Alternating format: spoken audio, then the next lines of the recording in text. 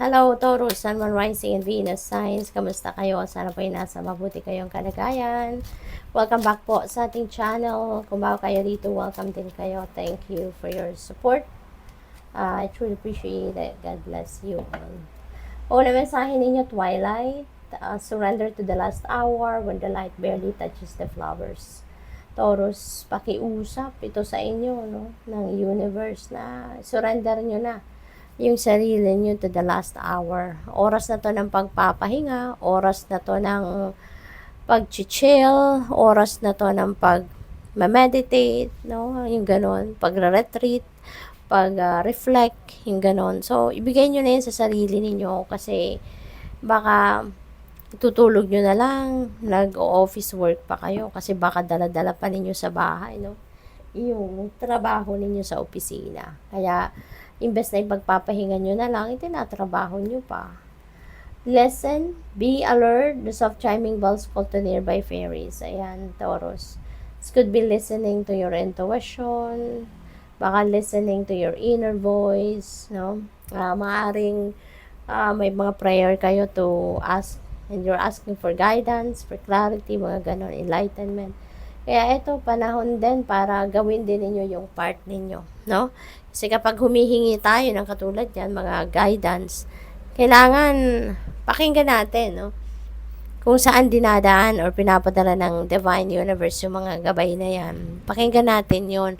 At in this case, through intuitive messages, di ba? Yan ang kadalasang pinagdadaanan, no? ng mga, gabay sa atin ng universe, no? Kaya pakinggan ninyo yung inyong intuition at sundin ninyo. Hindi lang papakinggan, pero sundin ninyo, no? Paniwalaan ninyo. So, breathe, slow down, and contemplate the tea, violets, and ivy tangled around the eaves. Panahon na, Taurus, para mag-take a breather kayo. Panahon na para magpahinga kayo, mag-relax, mag-rejuvenate, mag-recuperate, no? Refill your cup. Huwag ninyong sagaran yung lakas ninyo, no? Kailangan bago pa man ma-deplete ang inyong energy, mag-refill na kayo ng inyong cup para hindi kayo maubusan ng lakas, 'di ba? Sa ngayon, ito na yung panawagan sa inyo. Take a breather, alright? Dahil pagod na siguro kayo. Stress na. Don't be afraid to start small. Okay? May mga new beginnings na magaganap sa buhay ninyo. Maybe may mga bago kayong ventures, bagong gagawin, trabaho, career, no? Or baka merong mga bagong relationship na sisimulan ang iba sa inyo rito, Taurus. Could be love and romantic relationship for some of you. Pwede rin na platonic friendship, no? So, depende sa inyong sitwasyon. Baka meron ding business partnership, no? Yung mga ganon. So, what else? Ayan. Tumalon na. So, we have 7 of Pentacles. Ayan. So, naghihintay, no? Parang bored na si Kuya. So, maaring kayo itong naghihintay ngayon at nabuboard na kayo sa hinihintay ninyo. Hindi pa dumadating. Ano to yung mga pentacles na ito yung bunga, no, ng inyong pinagtrabahuan. Ito na yung bunga ng tanim ninyo.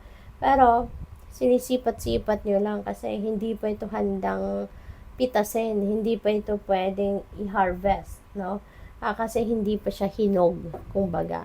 So, kung ano man ang inyong hinihintay dito, hindi pa siya tama sa panahon.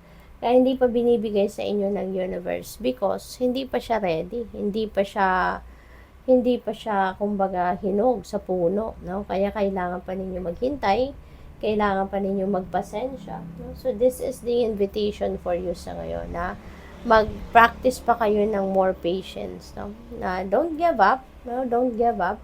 Pagpatuloy nyo baka kasi meron pa kayong hindi nagagawa. So maybe it's best also if you are going to reflect on the things that you've done already. 'Di ba? Kasi baka may kulang pa. At baka sa pagmumuni-muni nyo na yan, marinig ninyo kung anong dapat pa ninyong gawin, 'di ba? Magician is a new beginning energy.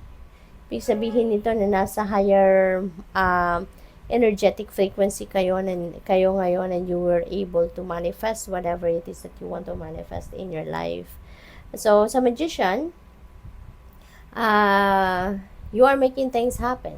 dito. No? You're making things happen. You are going to take action now towards realization of your dreams, towards realization of your mga heart's desires.